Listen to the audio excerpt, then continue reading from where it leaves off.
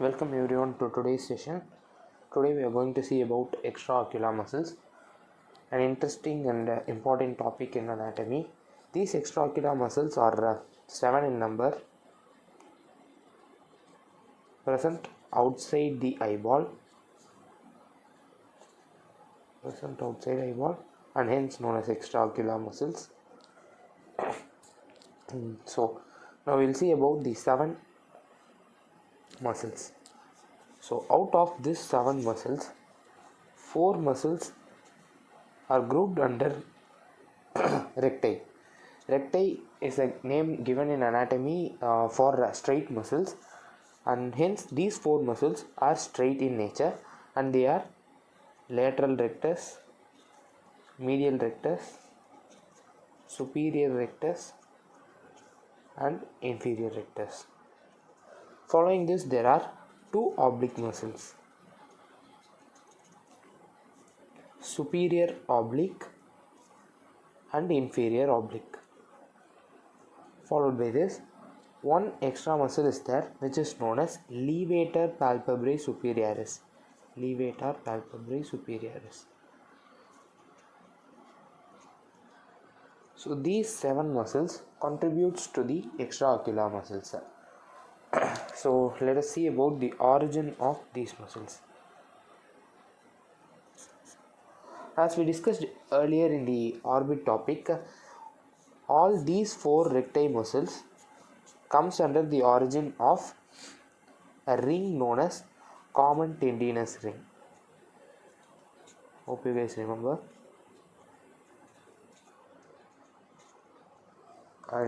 I'll draw that once again so that we'll be more clear about that. So common tendinous will be like this, which we saw in the superior orbital fissure.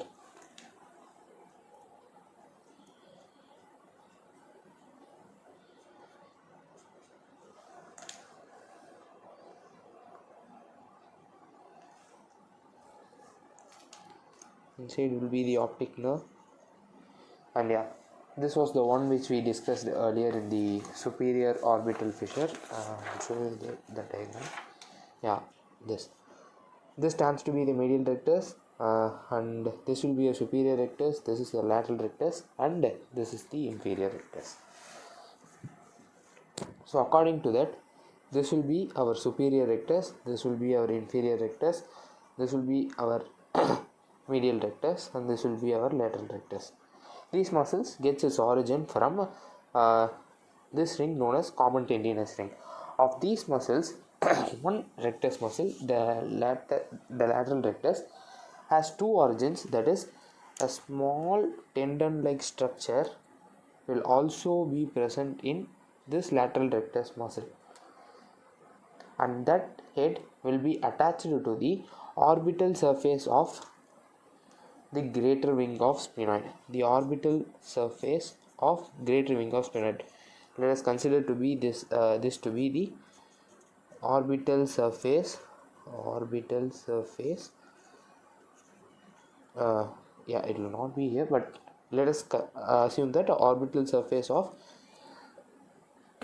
greater wing of sphenoid. And so lateral rectus will have a tendinous head towards the orbital surface of greater wing of sphenoid. So it gives you a way like this, because this is the tendon structure and this will be your lateral rectus, and through this gap the abducens nerve pass through. Just for an information. So now we'll come to superior oblique muscle. In the same diagram of orbit, we saw a muscle here above the superior rectus, a muscle here, and a muscle above the medial rectus here. This muscle above the superior rectus is known as levator palpebrae superioris. This muscle. And this muscle above the medial rectus is known as superior oblique muscle. So superior oblique muscle gains its origin from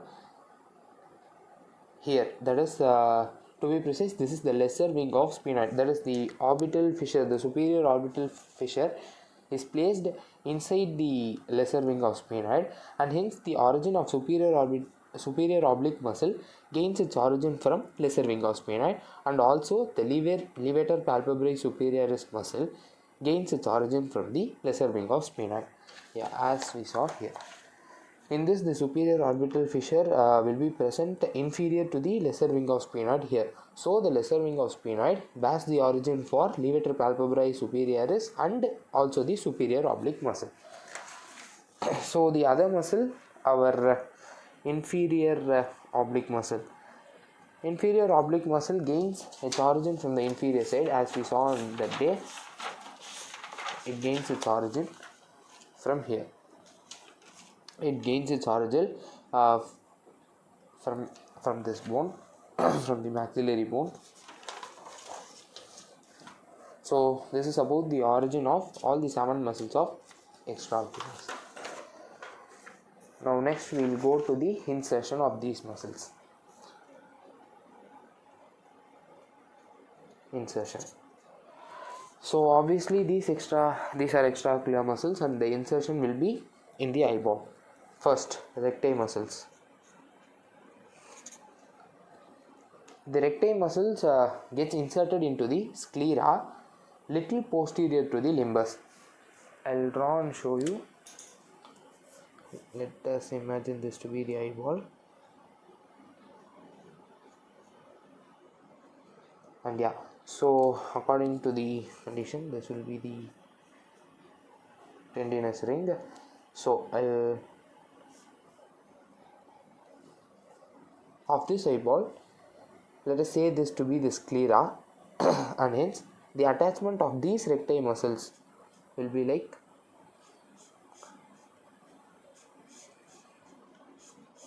superior rectus, inferior rectus,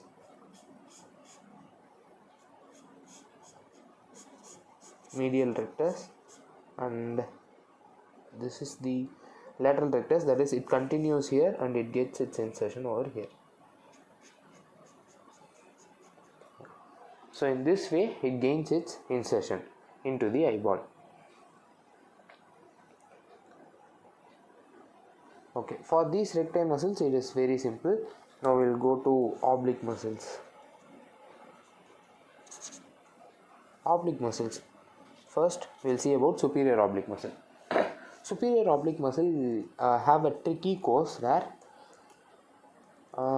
it starts from the posterior side, it gains a course towards the anterior side and gets a turn over a trochlea. This is a trochlea. It is a ligamentous structure present in the anterior side of skull, in the trochlea fossa, and it gains a turn and it again comes to the posterior side of the eyeball and gets its insertion over here of the eyeball on the posterior side. That is, from the anterior view, we'll assume this to be the eyeball.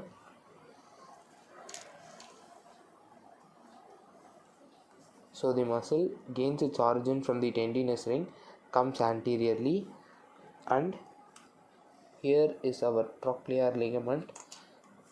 It gets a turn over here and again moves towards the lateral side, downwards and backwards below the superior rectus. That is, here superior rectus will come. It goes below the superior rectus and gets its insertion behind the equator of the eyeball. Equator of the eyeball is nothing but the one which divides eyeball into anterior and posterior. The one which divides the eyeball, and it gains its insertion behind the equator of eyeball. So it will be like this: a trochlear U-turn and then towards. So the insertion of superior oblique is over the sclera behind the equator of eyeball. We will go to inferior oblique muscle.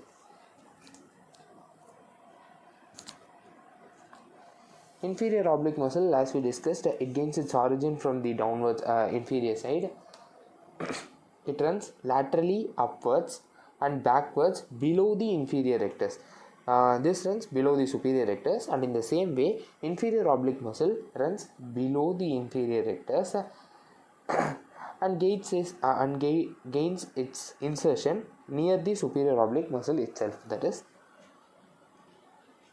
this will be the eyeball. It starts its course from here, the origin maxilla, and it comes like this, and it gains its insertion here. On the superior side, we have our superior muscle like this, superior oblique muscle like this.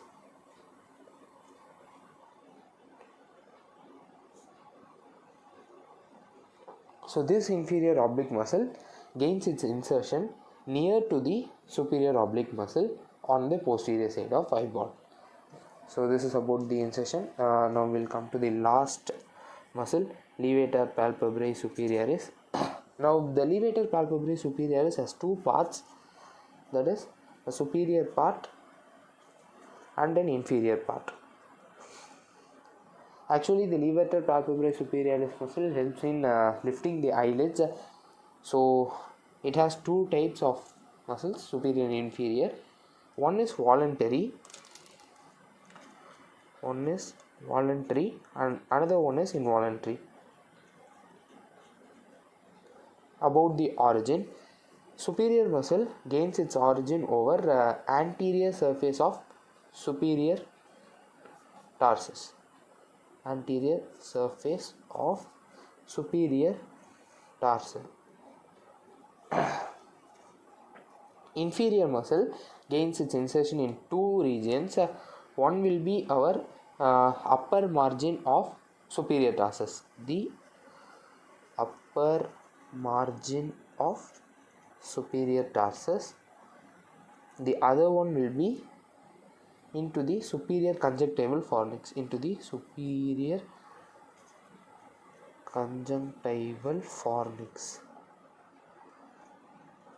fornix, yeah. So what is tarsus? If you have some doubt, below the eyelid we have a muscle like this. This will be our levator palpebrae superioris, and the muscle gains its attachment over the a part behind the eyelid. So this will be the muscle and the part behind the eyelid. So the action is to lift this eyelid. So the insertion part is done. Now we'll go to the nerve supply of these muscles.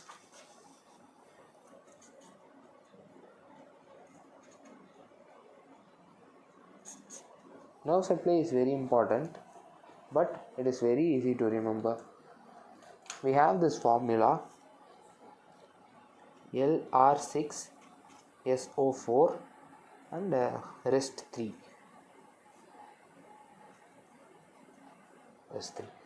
What is this? It means lateral rectus, 6th cranial nerve, and superior oblique, 4th cranial nerve, and rest. The rest of muscles belongs to 3rd cranial nerve.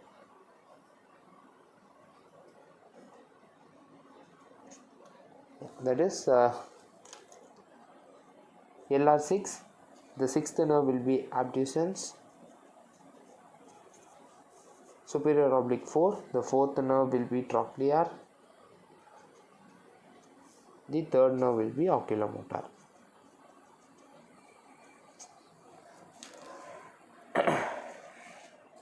We'll see the distribution of nerves now. So we'll have the optic nerve here.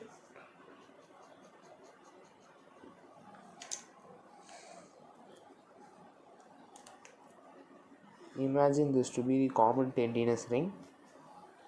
and from the origin we have two muscles over the upper side. I'll not color it because nerves will not be visible. So this one muscle and this is one muscle, and we have two muscles over this side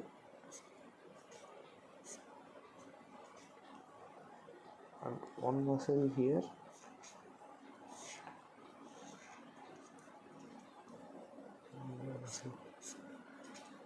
Okay, so now of these muscles we'll start with here. This is your superior rectus muscle. This is your levator. I will mention it. This is our superior rectus muscle. This is our levator palpebrae superioris muscle. This muscle will be our superior oblique muscle. This will be our medial rectus muscle.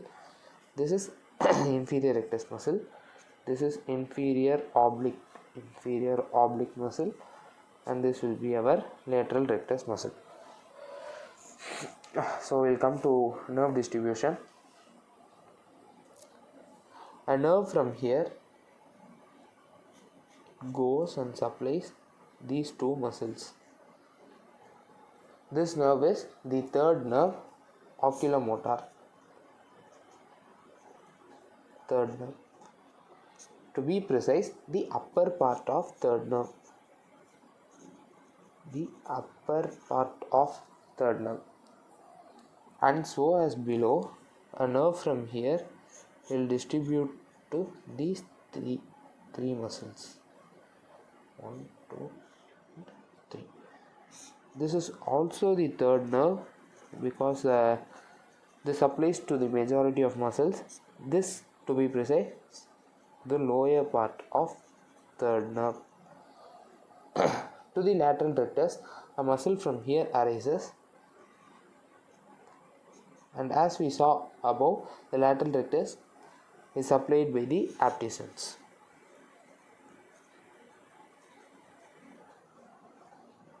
For the superior oblique muscle, a nerve from here arises and it supplies the superior oblique, and this nerve will be our trochlear nerve as we saw.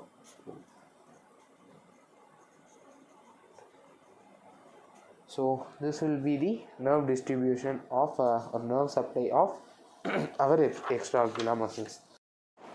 So now we'll see about the actions of extraocular muscles. But before going to the specific action of each muscle, we must know some basic namings of these actions. We have three axes over this eyeball, where this stands to be the vertical axis. This is horizontal axis, and this will be our anteroposterior axis. That is when the eyeball is like this, an axis going like this. This will be your anteroposterior axis, something like this. Okay, so what is the importance of this is vertical axis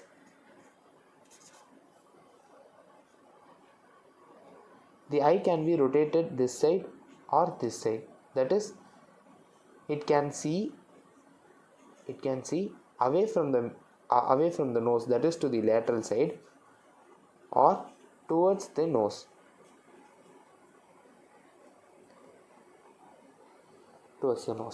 So when it sees, this is the medial side, when it sees towards the lateral side, it is known as abduction. And whenever it sees towards the medial side, that is towards the nose side, it is known as adduction. And in the same way, we have this axis of eyeball, that is the transverse axis of eyeball, where the eye can rotate in these two manners. That is, the eyeball can see up or the eyeball can see down. Whenever it sees up, it is known as elevation. Whenever it sees down, it is known as depression.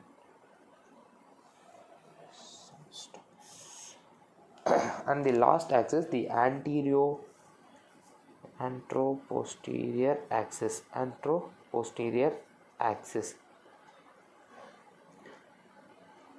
it goes like this, that is like this. So the eyeball can be rotated like this, that is towards the medial side, or else the eyeball can be rotated like this towards the lateral side, either this or that. Whenever the eyeball rotates to the medial side,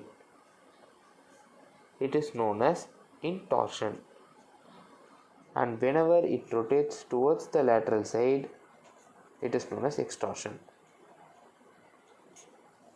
So these are the basic namings of actions of eyeball. So now we'll go into the specific action of each muscle. First we'll see about superior rectus muscle. So imagine this to be your eyeball,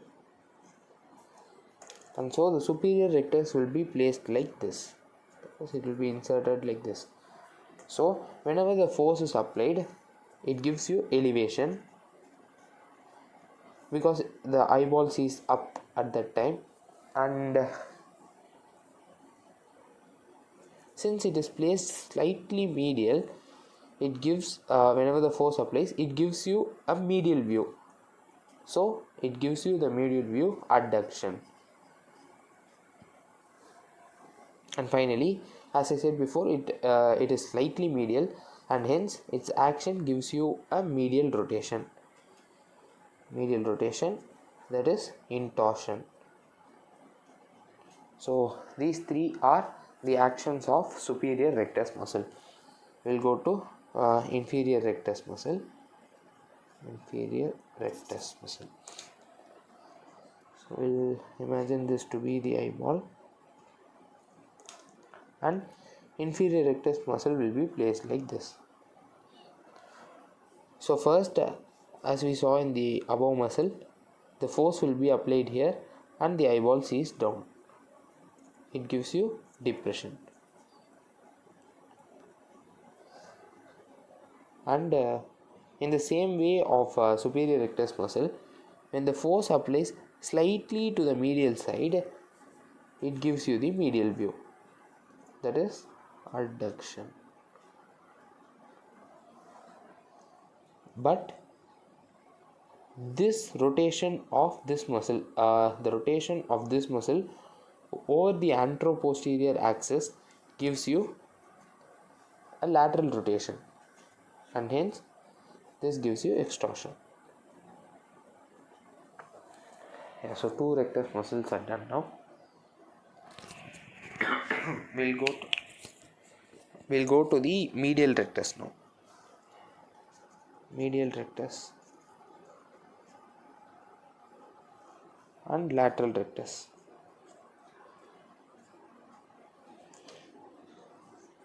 The actions of these muscles are very simple. Let us imagine this to be the medial side, and in lateral muscle, this is the lateral side. So here the muscle will be placed like this, and here the muscle will be like this. They have only one action, a simple action, that is when the force is applied over this side, the eyeball turns towards this side, and hence they give adduction. And in the opposite manner, when the force is applied over this side, it gives you a lateral view and this is known as abduction.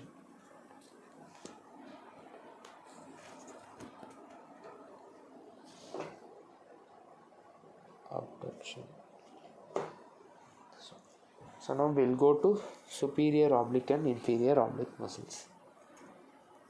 Superior oblique muscle. As we saw in the earlier pics, superior oblique has a quite tricky course. It gains its origin here, it takes a turn and settles here. That is, it is inserted over the posterior side of eyeball.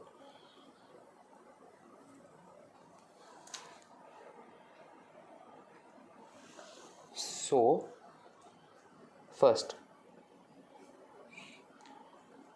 whenever the force is applied over this side, because the muscle's insertion is here and the force will be applied over this side, so the eyeball tends to be depressed, that is, it turns down, so it gives you depression.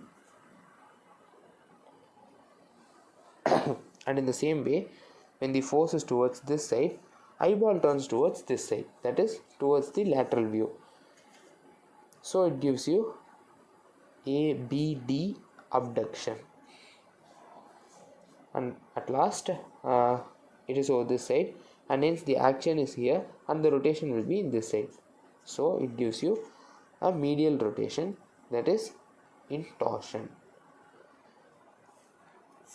Yeah, so we'll go to inferior oblique.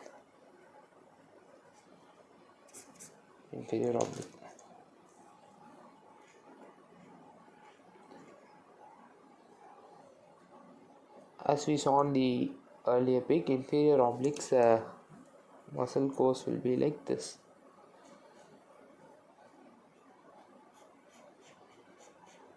So first,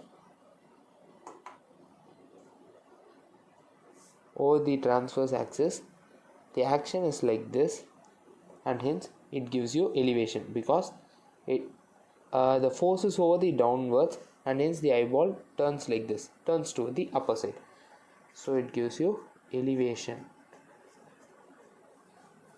And then when the force acts towards this side, the eyeball tends to turn towards the lateral side, so it gives you abduction. ABDUCTION, abduction. And in the same way, when the force of the muscle is this way, the eyeball also tends to rotate in this way, and hence it gives you the lateral sided rotation known as extraction. Yeah, so this is about the inferior oblique and superior oblique muscle. And obviously we know levator palpebrae superioris helps in lifting of eyelid.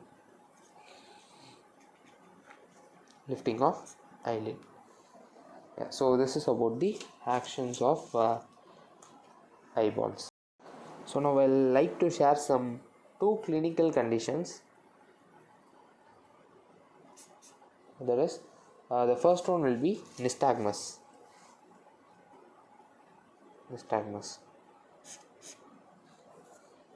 This is defined to be the rhythmic oscillatory movements of eye. Rhythmic oscillatory movements of eye. Rhythmic oscillatory, that is, the eye tends to move like this often, right? So like oscillatory movement of the eye over the medial and lateral side, this is known as nystagmus. This is due to the incoordination of ocular muscles.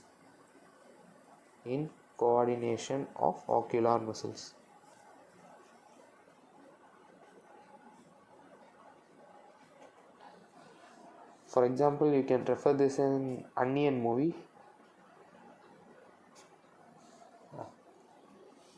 And the second one is the normal weakness of our ocular muscles. Weakness of muscle. This ocular muscle leads to squint or strabismus. Two conditions known as squint or strabismus.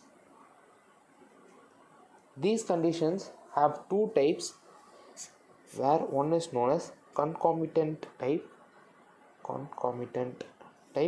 and the other one is known as paralytic type.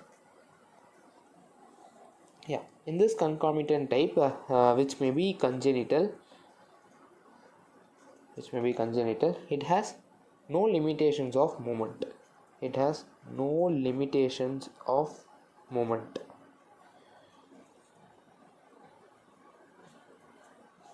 But in paralytic, it has limitation of movement of eyeball.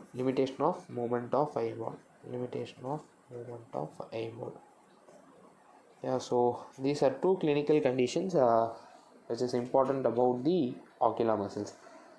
Those who are not clear about the actions of ocular muscles in this way, that is in a diagrammatic format, I'll teach you it with the example of a ball similar to eyeball. So let us consider this to be my eyeball, precisely my left eyeball, so that this will be my lateral side and this will be my medial side. Okay, so now consider this to be my superior rectus and this to be my inferior rectus, so that whenever it acts over the transverse axis, the superior rectus pushes like this and it gives you elevation. That is, it moves the eyeball over the upper side and it gives you elevation. And on the vertical axis, it gives you, since its course is like this, it gives you a medial sided vision. That is a medial sided vision, and hence it is known as ADDU, adduction. And then in the same way, when it acts, it gives you a medial rotation, and this is known as intorsion. So now coming to the inferior rectus, when it pulls the eyeball, when it gives force, it gives you depression, and then on the same way, like the superior rectus, when it acts over the vertical axis, it gives you a vision of medial side. It gives you a medial sided vision, and hence it also comes under adduction. Then over the anteroposterior axis, it gives you a lateral rotation. And hence it comes under extraction. Now coming to the lateral rectus and medial rectus. Consider this to be the lateral rectus and this to be the medial rectus. They are simple in action, that is, whenever the force is applied, lateral rectus gives you a lateral view and hence it is known as abduction. Medial rectus gives you a medial view, and it comes under adduction. Now coming to the superior oblique muscle. It gains its track over the anterior side, gets a turn and fixes beyond the equator. That is, beyond the equator here. And in the same way, inferior oblique muscle gains its axis from the anterior side, the maxilla, and it gets inserted towards the posterior near the superior oblique. That is, when the superior oblique is here, inferior oblique gains its insertion like this, near to the superior oblique. So coming to superior oblique muscles actions. So superior oblique muscle gains its course like this, and hence when it acts over the transverse action, it gives you depression. That is, the force acts like this and it gives you depression. And whenever it acts over the vertical axis, it gives you a lateral view. That is, because the course is like this and the muscle pull will be on medial side. So the muscle pull will be on medial side and the vision will be on the lateral side. So it gives you abduction, and then over the anteroposterior axis, it gives you a medial rotation, because the course is like this. The action will be on medial side and the eyeball rotates the medial axis. So it gives you intorsion. Now coming to inferior oblique muscle. It comes and attaches like this. So over to the transverse axis. On the transverse axis, it gives you elevation, because the muscle's attachment is like this and the pull will be over the downwards and the eyeball sees up. So it gives you elevation. And then over the vertical axis, the muscle acts similar to the superior oblique muscle. So it turns towards the lateral side. That is, it acts like this and it turns towards the lateral side. So it also comes under abduction, ABD, abduction. And at last, over the anteroposterior axis, this gives a lateral rotation. So this lateral rotation comes under extraction. So thank you for watching. Post your doubts in the comment section, will be replied at most earliest. Thank you.